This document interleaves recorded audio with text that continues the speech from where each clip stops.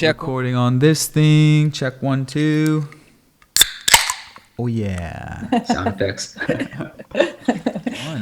Welcome back to Livin That Life podcast, you travel people out there. And I have an interesting guest today on the line. She is Carolene Maley, and she is a guest experience consultant, a travel writer, and Mediterranean soul. She's in Montenegro right now, and I have her live on Zoom. She's going to talk about her experience traveling the world with Cirque du Soleil, now being a digital nomad, and why she's based in Montenegro, which, to be honest, I didn't really know where that was until recently, but she's actually very near me in Croatia.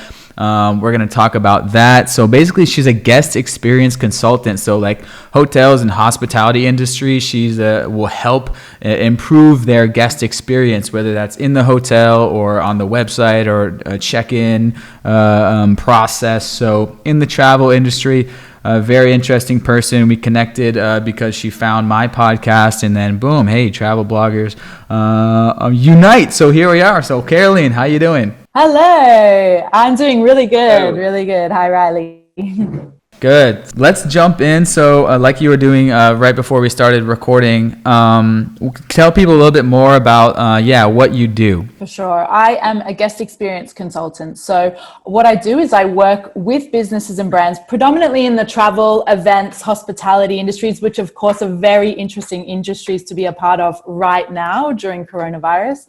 And I help them improve the experiences that they offer their guests. So this could be really face-to-face, like for example, in a hotel the minute they arrive. This could be digitally, so how to improve the content, make sure it's really captivating, alluring, or if companies, businesses, they have events that they actually want to create, and they're really interesting conversations as we're in coronavirus, social distance, lockdowns, border closures. It's really interesting to discuss these kind of things with brands as they look forward to the next year, 2021. That's currently what I'm doing. It's a new venture the last 6 months or so. So I've taken everything I've learned over the last 10, 15 years in the industry, and now I'm consulting full time and a digital nomad just like yourself. Nice. And if you're not watching, I on video, I was showing her website. It's caromeli.com, CAROMELI, link in description and all that good stuff. You can check it out. Really cool website. So cool. So let's, take it back. You have a very interesting story. You were traveling the world with Cirque du Soleil. Is that where your journey began? Like, how did your whole journey begin to get to this point, I guess? Well, starting with the travel mindset, traveling has been a part of my life ever since I was a child. I'm basically like, I feel like I'm the world in a person. I was born in New Zealand. I was raised in Australia. My father's French. I have a Spanish grandmother. My last name's Maltese. It's like just this big hot mess of different cultures and countries. And we were traveling very, very early on as a family. So travel has always been a part of my life. And I knew that no matter what, as I was progressing through life, that I would always be very nomadic, however that came about, however that showed up. And so I went to university. I have a degree in health science. I didn't do it traditionally. It took me a very long time. I left and came back a bunch, 3 times, I think. And then I actually found Cirque du Soleil. I was a gymnast growing up, so I was very well aware of this incredible company, the incredible shows that they put on.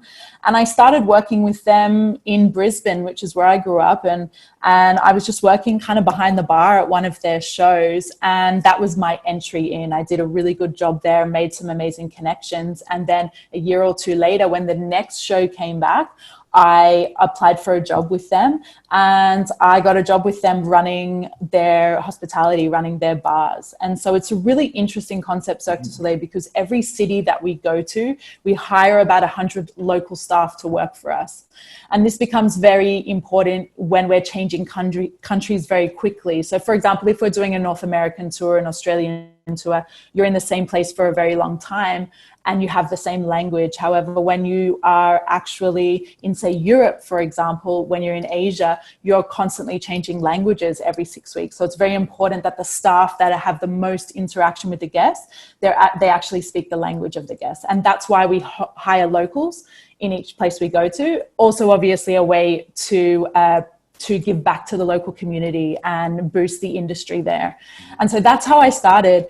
And 10 years later, I've worked in about 17 different countries, over 50 cities with Cirque du Soleil on a number of different shows. And my expertise towards the end and where I really found my niche was in running the VIP events that they do and the VIP experiences.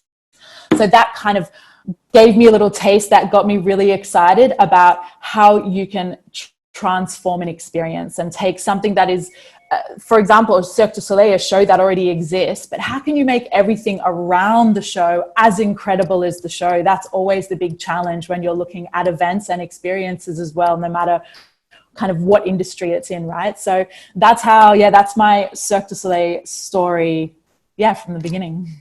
Nice, yeah. Yeah, of course, been to it a couple times, love it, always freaking amazing.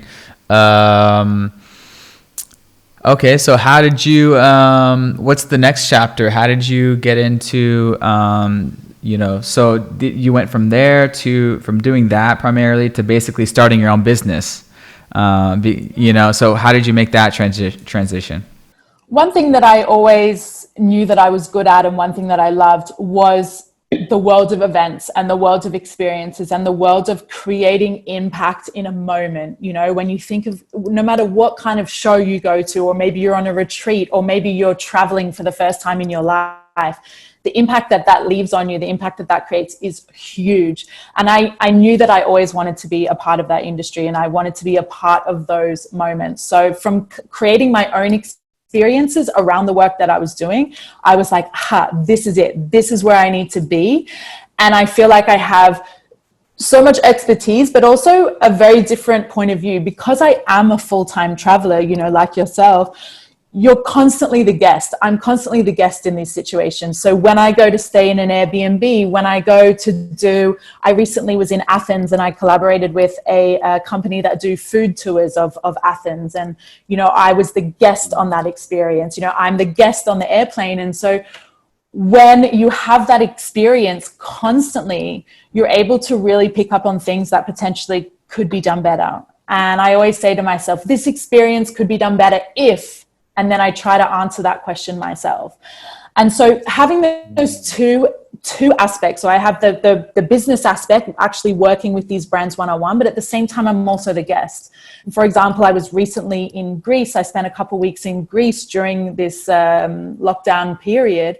And I actually sat down with my Airbnb host and was like, hey, okay, amazing. Here's a couple things that I think you could do that could just elevate your experience to a whole nother level. And I'm not talking about like expensive things. I'm not talking about going and buying things. I'm talking about little tiny details that create these micro moments that actually have an incredible impact. And so all of this together, this is why I'm like, this is my jam. This is what I need to be doing. Like, this is where I need to be adding value to this world and helping all of these businesses, whether they're just starting out or whether they are incredibly well-established companies like Cirque du Soleil, for example. So I love that really large spectrum of, hey, I'm going to help this little Airbnb, that I spent 30 euros a night at, or I'm going to collaborate with Cirque du Soleil, for example. So it's that's why I'm doing what I'm doing. And I'm sure you can hear from my voice that I can talk about it all day, and I absolutely love talking about it. Yeah. Yeah. No, yeah. I feel you. Yeah, it was a match made in heaven. You've been a guest so many times, and you've been in this events thing.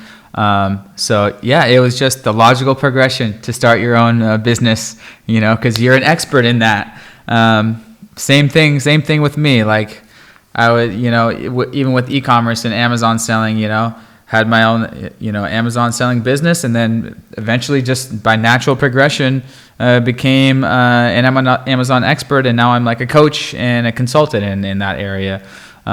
So And all you guys should be doing the same thing. This is classic in this gig economy. If you have an expertise, something in demand, and especially if you like doing that, never been an easier or better time to start your own business, start your website, get your LinkedIn and all your profiles, going, get your reviews going, all that good stuff. So, I guess, you've done it. What tips can you share for other aspiring entrepreneurs, people who want to build a personal brand or, like an agency or consultancy or whatever? What tips have you learned that you can share? The first thing for me is having a really strong personal brand online. I mean, as digital nomads, as the world, for example, for me, the people that I work with are global. Yes, I'm focused on Mediterranean businesses. That is the place that I love. That is where I'm passionate about. That's where my heart is. And that's the businesses that I want to help build and grow. But at the same time, like, for example, I have hired someone to help me with my blogs, who's an award-winning blogger. She's in Colombia. My business coach, he's in LA. I'm working with people all over the world. And I think that's, like you said, there's no better time to be able to do this and to be able to leverage your skill and others people's skills to actually create something for yourself. So that's what I've been doing. And for me, it's really important to have a very strong personal brand. So online, creating a website is honestly ridiculously easy. I use Squarespace. It's even if you don't know anything about computers, it's so easy and cheap to be able to do that. And then, like you mentioned, LinkedIn, having these really strong platforms where your personal brand is actually the same across all the different platforms. So if they go onto your Instagram, if someone goes onto your Instagram, if someone goes onto your website, if someone goes onto your LinkedIn, if you have a YouTube channel, that across all the platforms, people can go, oh, okay, I get that person. I get her. I can see what her brand is about. I can see the style. I can see how she is showing up for her audience and her potential clients. The same on all these different platforms. So for me, having that really strong personal brand online, that's the first step, especially if you're working digitally, and you're not necessarily going door to door and going to businesses face to face. So that would be my biggest tip in terms of starting that personal brand. Yeah. Get your website, get all your profiles, get your branding, aligned with all that stuff. Consult a branding expert, and I'm guessing you're probably pretty good at that. Yourself, with color palettes and font schemes and all that. We actually just had a branding consultant help me out with one of my brands with that. You could get that all aligned sooner than later. And all that good stuff. But yeah, obviously a website is great. So that's good. Get all your profiles, looking real nice so you can be found. How do you get found? Marketing, getting yourself out there, networking maybe. What are tips you can share along those lines? Yeah, this is something that I am experiencing on a day-to-day basis right now. Like you mentioned, I'm in Montenegro, and it is funny that you said that you didn't know where, you had to kind of look it up, and it turns out we're literally 2-hour drive from each other across the border. Yeah, it's so so unknown. Yeah, so small. It's so true. When I tell people, generally they kind of nod along like, yeah, I think I know where that is. And then I bet straight after they go on a map and check it out, which is exactly what I did. My sister actually had an opportunity to work here. She is an incredible chef. And so that's the first time I came here. And then during all of this coronavirus pandemic, I decided that this was a really good place to be right now. And so for me, one thing, because I'm constantly moving around, I am always looking for opportunities for where I actually am. And what's really interesting about that is no matter what part of the world you're in, I'm in the Mediterranean, I'm in Europe, there is something that connects all of the countries that are under that Mediterranean umbrella. But every country has its own reality. And say, for example, I find my value shows up in different ways in different countries. So for example, if I'm working with English speakers, English is the first language, all of their branding and marketing is English, their main clientele comes from English speaking places, my value is not necessarily going to be helping them create online content, helping them make sure that their text sounds amazing, that to attract people. because we speak the same language. However, that skill becomes incredibly valuable in a place like Greece, where I actually spent a lot of time, you know, where people are creating websites, businesses are creating websites where English is not their first language. And I kind of go on these websites and just go, oh my gosh, who wrote this? And so I have a lot of value there.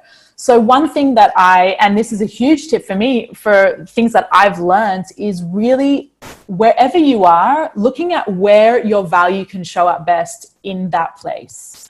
And for example, here in Montenegro is a very, very interesting place. And you'll have to tell me if Croatia gives you that same vibe. But I have this feeling of, you know, there is a lot of luxury here. There's a lot of 5-star, there's a lot of money here. But at the same time, there's so much about this place that feels very archaic. And so there's this really interesting mix between those two different standards. And that's where I find where I'm able to kind of slot in, because I have an expertise that is not necessarily well known here. It's not something that's potentially focused on.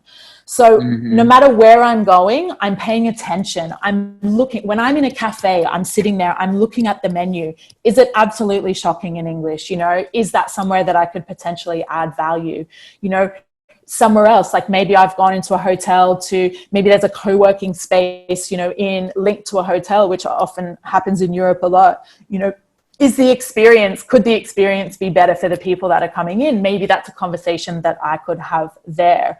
Am I going online looking at a whole bunch of different websites, different companies, you know, in the peak of the season, which summer right now in Europe, in the Mediterranean, that's the season right now, with or without coronavirus, you know, there are still people traveling. You know, is this a perfect time for me to potentially approach these companies and say, hey, would you like any help with this? So for me, that's where I really find a lot of traction. That's where I find momentum. And that's where I feel like I can add value. It's really looking at, okay, where am I? Where are the gaps? Where can my skills fit in this culture? Because it's going to be different everywhere you go. You know, I'm sure Croatia versus Thailand, for example, you're in two completely different realities with incredibly different, most likely, expertise, right? So that's what, I mean, I don't know if you have that same kind of feeling with what you're doing, but that's definitely something that I focus on a lot.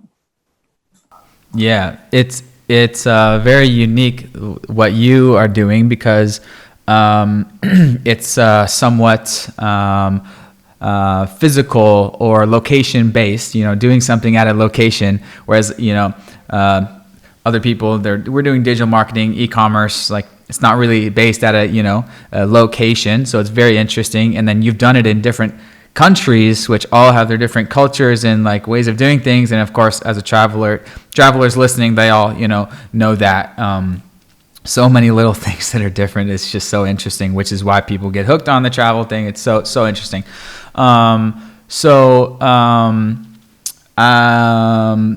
Working with businesses, B2B, what's been your best way of like reaching out and like making a pitch or proposal? Is it by email, or do you always like walk in there, or is it like LinkedIn message, or do you use Facebook and Instagram DMs for reaching out? What have you learned, and what are tips there?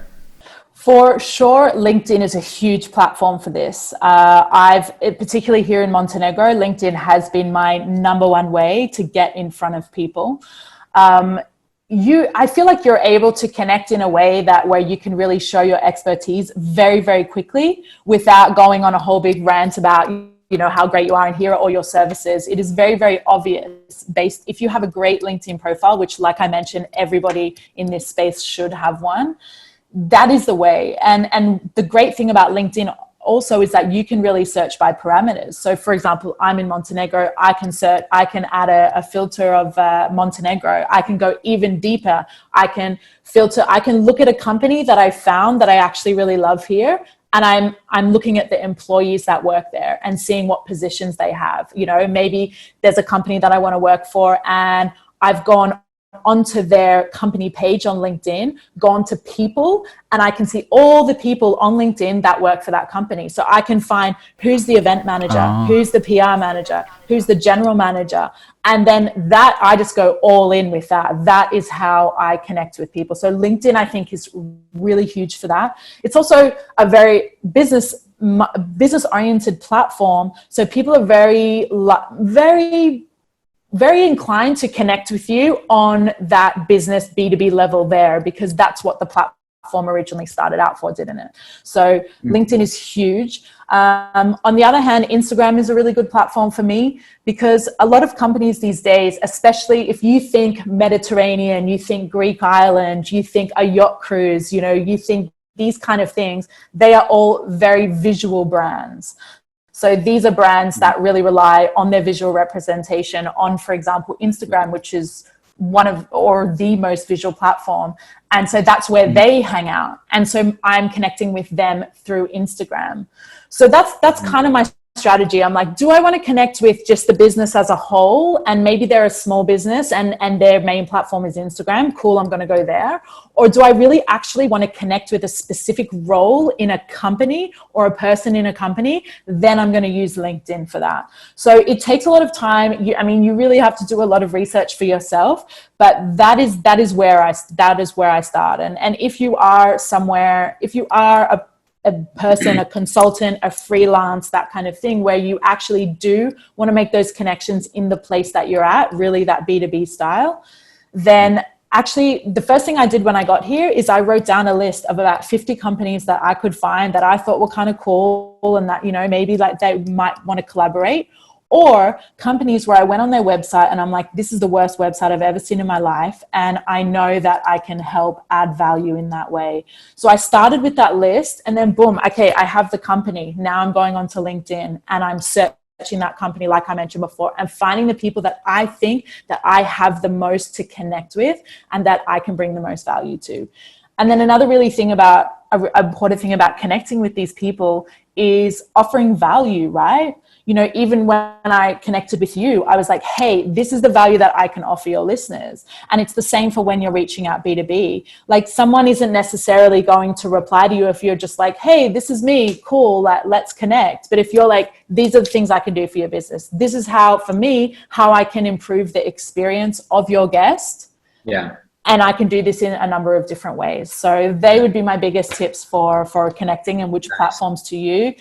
Based on there's no right way for everyone. You have to find where in your niche people are hanging out the most, and that's how you're going to connect the best way. Yeah, that's a great one. And even be like, when you reach out, be specific about their business. Like, hey, I noticed on your website this should be this. Just a little tip. I recommend this, and also over here I'd recommend this too. Just a little tip. Thanks. And then they'll be like, oh. So that right there, for any business, that's called, adding the value adding value, or, the jab, right hook, as Gary Vee says.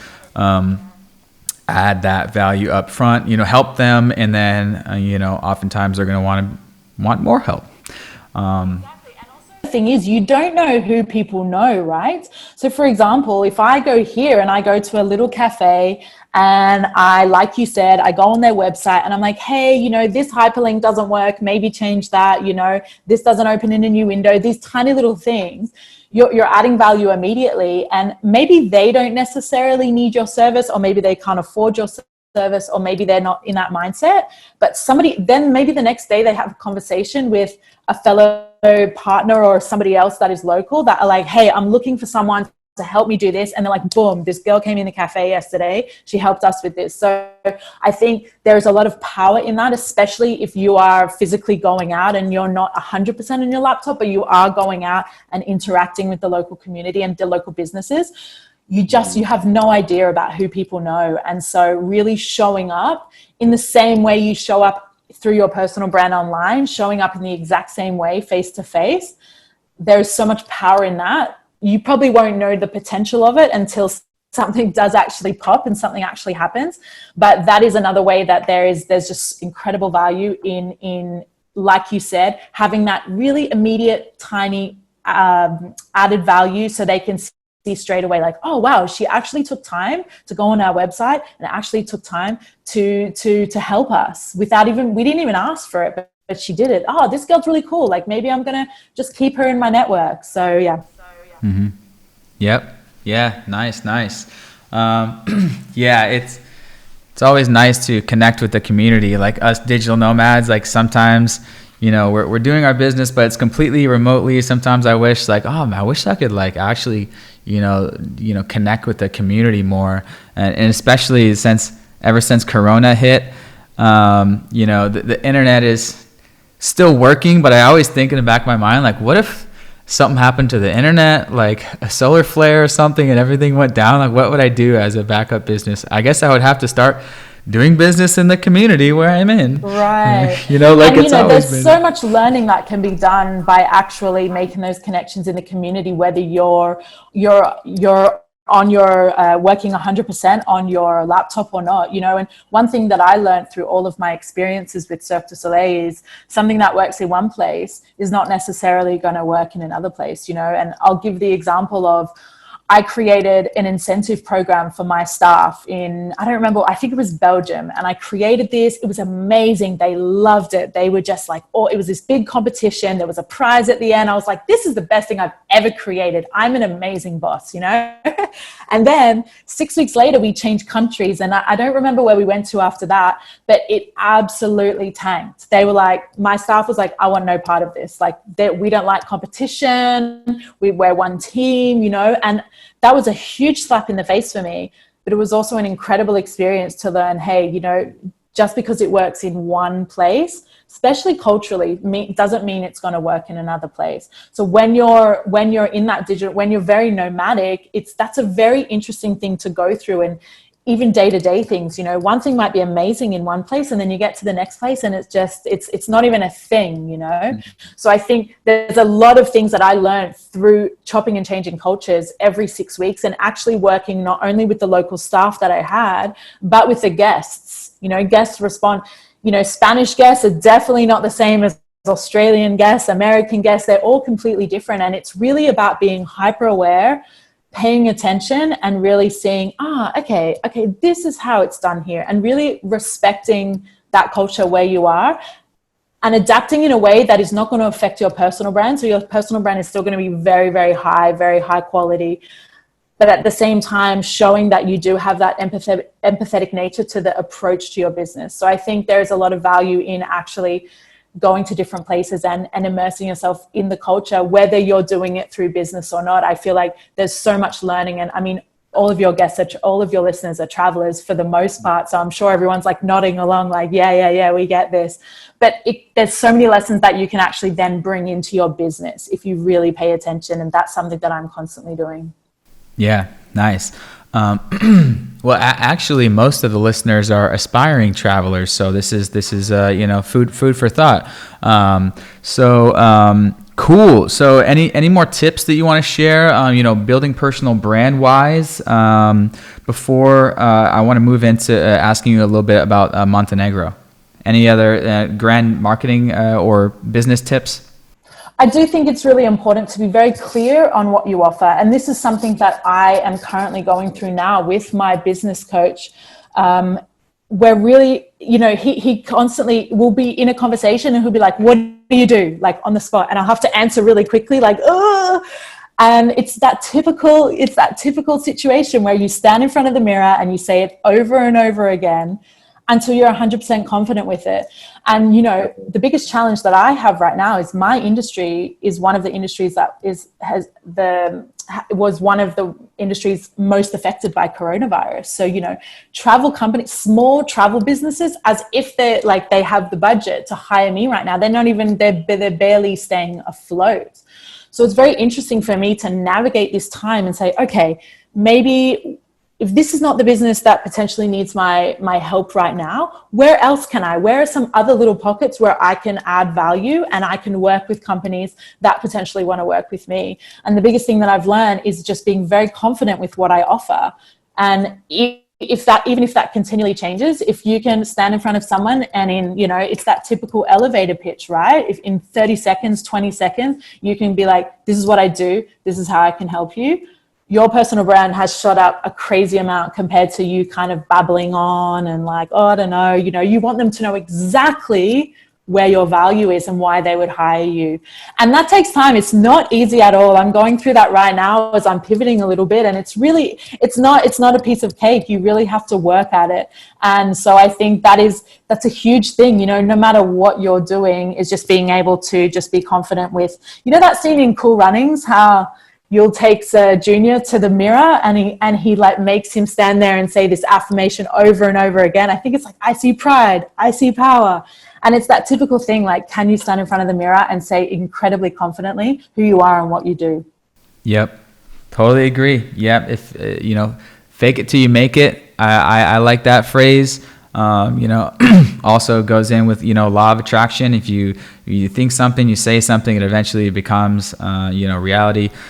So cool. And obviously, guys, if you're not watching the YouTube, check out her website, the Work With Me section. This is like, boom, I turn average experiences into great experiences. 1, 2, 3. And it's just like makes it very clear, you know, who it says you are, I am. It's like, let's work together. Here's what your situation is. Here's exactly what I can offer. And then boom, book a 30-minute call with me. So her website is actually very dialed in. And then, so great job on this. And then in addition, you have a course, which is everyone should do this, you know, when you have the time. What are your tips about this course? Is this something new? Does this make you a lot of money, or is it kind of a side thing? Is this like instrumental? What's been your tips and experiences with starting a course? And this is for, you know, businesses who want to improve their guest experience. So digital product, and I love it. Yeah. So this is my first digital product, and this is a really easy way for a business who potentially doesn't have the budget right now. You know, like I mentioned before, based in the Med, businesses are struggling right now. This is the biggest season, and the tourists are just unfortunately not there as much as they would be usually. So this is the entry level product into my experience, into how you can work with me. And this is really about how you can break down the experience that you offer into the different stages that a guest would experience in. Sometimes we think about if you're in the field of creating experiences or offering something to a group of people, to a guest, sometimes you only are focused on the experience itself. And all these other little elements throughout their journey, the guest journey, actually get forgotten about. And this is where I come in. So this is really about, hey, let's break it down. There's 6 stages. You know, that dream state is the first stage. So the website, you know, if somebody goes onto your website, are they just like, whoa, okay, this is amazing. They're reading the text. They're imagining themselves there. That's the first stage. If you have a terrible website, or if your website is very poorly translated into whatever language is your predominant language, you're going to lose people immediately. So that is the first stage. And then the rest of the stages go through, okay, the preparation. How are you actually connecting with that guest? How are you bringing them into your business, your community, and how are you getting them to fall in love with your brand before they even come? Like they haven't even had the experience with you yet, but they love you already. That is the biggest challenge, I think, but that is where the most power is. And then going all the way, the arrival, when they arrive, how can you surprise and delight them, you know, the experience itself. And then obviously the tail end of that, when they're leaving, the connection, you know, how are you actually staying connected with them? So not only are they spreading word of mouth about you as a brand and as an experience, but they're rebooking with you. They're giving you amazing reviews. And so that is what this experience is all about. It's 21 days. Every couple of days, we focus on a different module, one of the different stages of the guest journey throughout your brand, throughout your experience. And it's really an opportunity to dive deep, to really look at your experience and go, okay, that bit's really great. I really need to work on, the arrival. I think I can really add some extra flair here. My website, maybe I'm going to get some other people to have a look at it and see where I can improve it. So that is what the course is, 21 days, breaking that down. And I think I created it because I constantly do that personally, but I also think it is such an easy way to create so much improvement, success, impact within your experience. But it's It's not often done. And this is a perfect time when things are maybe a little bit slow to actually take the time to do this. Just 21 days, 3 weeks, nothing, you know? Yeah. So that is what the course is all about. And that is the entry level way to work with me. So if you have a super small budget, that is how you're going to do it, you know. Then that goes all the way up to working with me one-on-one, you know, and that's a very much more of a partnership, a tailored experience, a longer period of time, a couple of months you're looking at. So yeah, that's the digital project in a nutshell. Yeah. Take notes, guys. This is great. You know, you have a high ticket offer up here. This is, you know, your core thing, but you know, for the high ticket offers, you might want, you know, a little low ticket offer here that they can just nibble on. They're going to get tons of value. And then if they want more, boom, then they move up. This is classic marketing and done to a T. So take note, guys. And it totally makes sense. And I think one of the most important things is over delivering. So no matter what, no matter how much, you know, whether they've spent 55 euros with me for my course or they've spent a couple of grand, it doesn't matter to me. The value that I'm giving them is the same. And my goal is to constantly over deliver. You know, I want to give the best experience. I talk about experiences all day long. That is my brand. And I personally want to give the best experience I can to my clients just through providing so much value. I don't care if they spend 55 euros with me. I don't care if I have a huge contract. To me, it's the same. And I think sometimes that mentality is not necessarily followed through with. And people kind of drop the ball a little bit when the client is spending a lot less. So that's something to think about for people that are actually building that value ladder and build it, but at the same time, make sure that you are 100% wholeheartedly committed to over delivering and providing that incredible experience. Even if it's the free PDF that you give them on your website, you know, doesn't matter.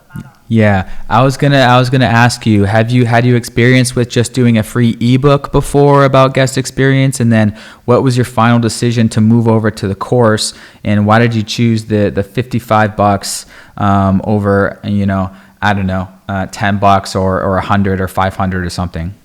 Yeah, and it's something that I'm constantly testing out, right? Like I said, my industry is extremely volatile right now. You know, there's no consistency whatsoever. And so, for example, the PDF that I have right now that I created is how to get your guests to leave you 5-star reviews every time they come on an experience with you. That's good. And the reason I created that actually, and this is a really good tip for your audience, is I created a survey, a guest experience survey that I sent out to 50 different travel and tourism brands around the world. I just put it out on Facebook. And I asked them 10 questions, and I actually turned that questionnaire into a toolkit. So now I have a toolkit based on 50 different brands around the world. And that is a toolkit that I use when I'm connecting with people and I'm saying, hey, I've got this toolkit, super relevant. It was literally done a month ago during coronavirus. And this is about how the experience of the guest is changed during this period of time. Would you like it? And based on the feedback from that, all of the answers, I was like, oh, okay, one really interesting thing about this, the area that I see that I can potentially add some value is the reviews. There's not much comment about reviews. People are struggling to get reviews, you know, and that's why I've actually worked with a couple of businesses in Greece to help with that. Like, let's go on this experience to show guests that, hey, this does still exist right now. We are being super safe, and the experience is absolutely incredible. So that's why I created the reviews PDF, because I was like, this is something that it seems to be that people are struggling with. So let me add value there. And that is my way, that is my lead in. And, you know, that will constantly change based on the conversations that I'm having. Maybe there's something that's specific to Montenegro. I don't know yet because I just got here.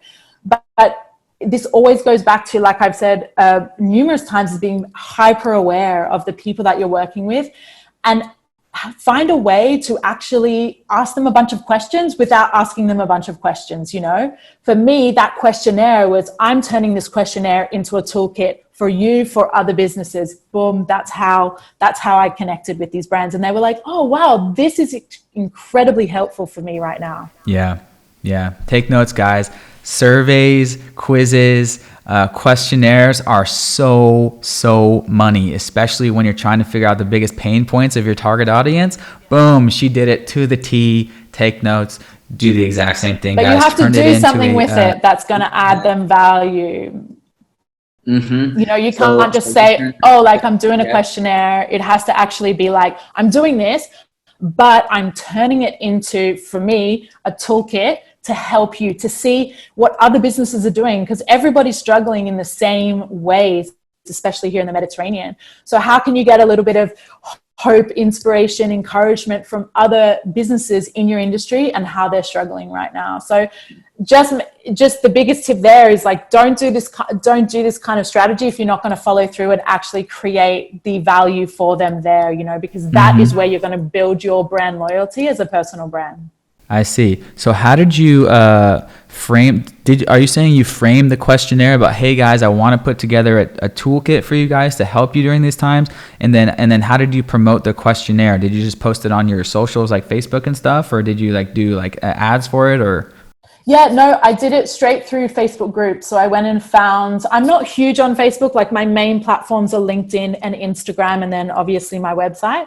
But Facebook groups, I mean, obviously there's a huge market there, and it's also incredibly specific, right? So I went to Facebook groups that were sustainable travel, to small travel businesses, to travel agents, to events and like retreats, that kind of thing. And that's how I found these people. And not only that, but after I actually created the toolkit with these brands, then I actually put another post saying, hey everyone, created this amazing toolkit based on all of the feedback that I got from 50 different brands around the world.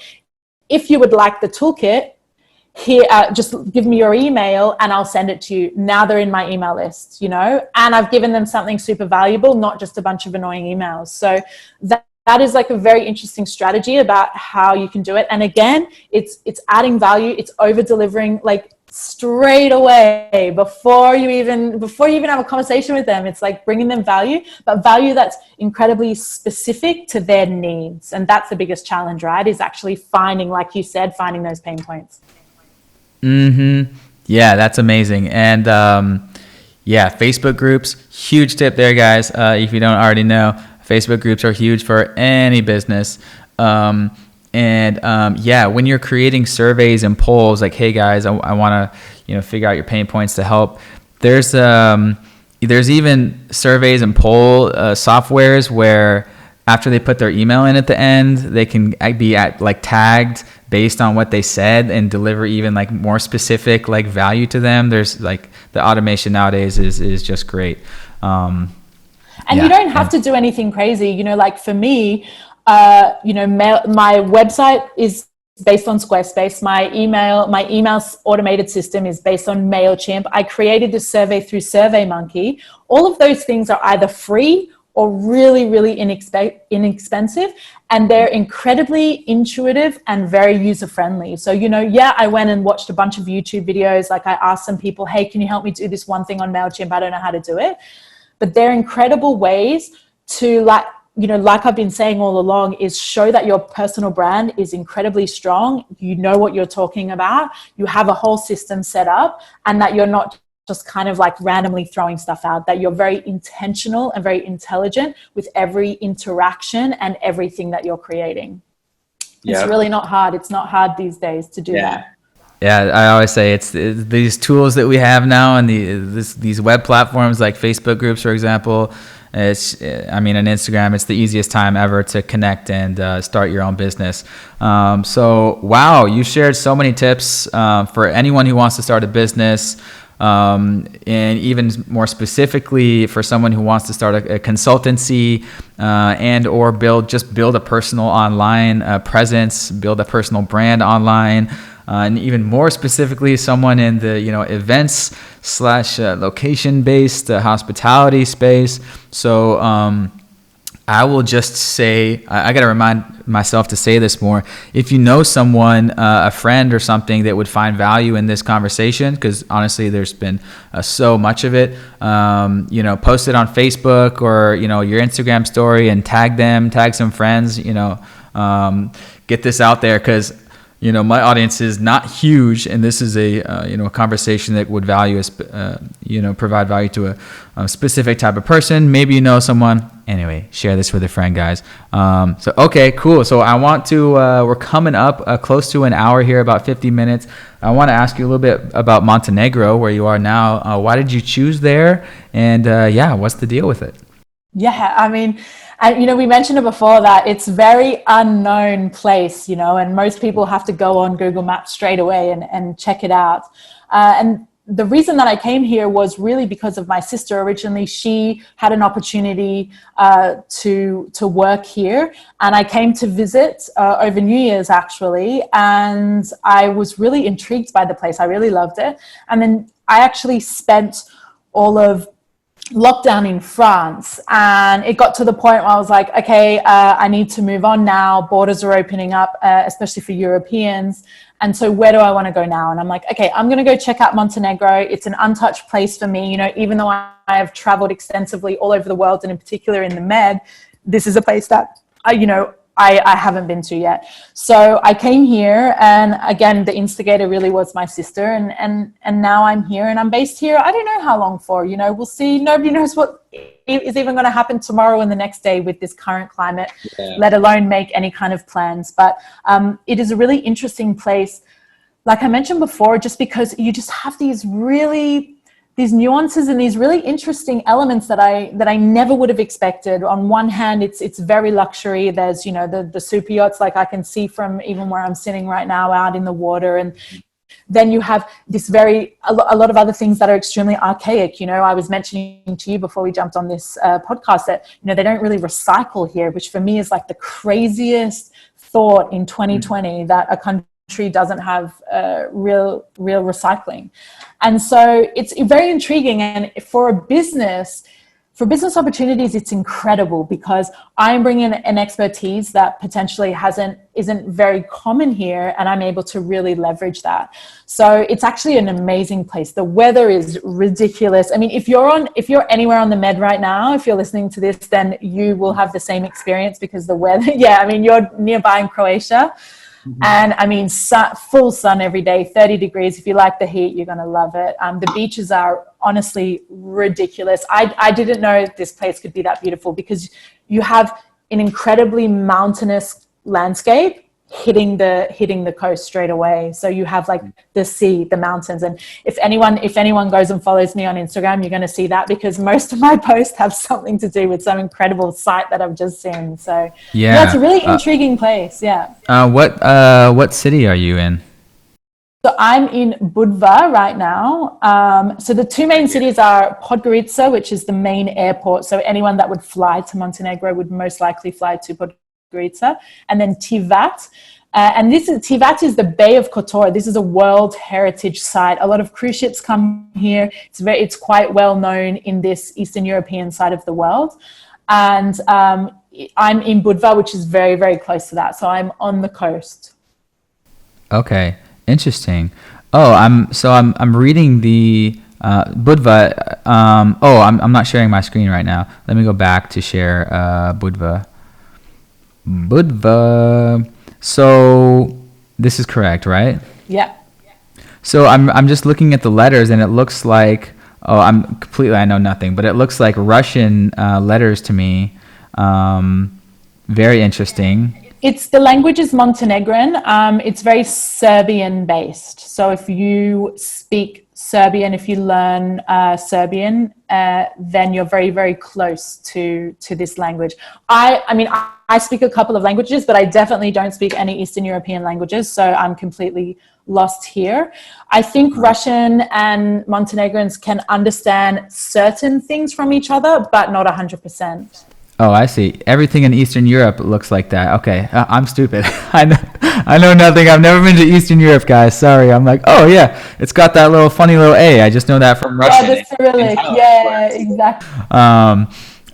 Cool. I'm actually learning Greek right now because my ultimate goal is to live in Greece.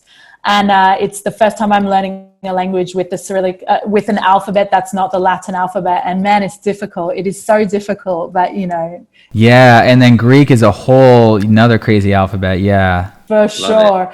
And there's also, the Spanish call it false friends. It's like when you have a letter that looks like a letter in English, but it's something completely different. You know, the letter P in Greek is not P, it's an actual kind of R. So it completely throws you. It's like, let's make this like the most difficult possible.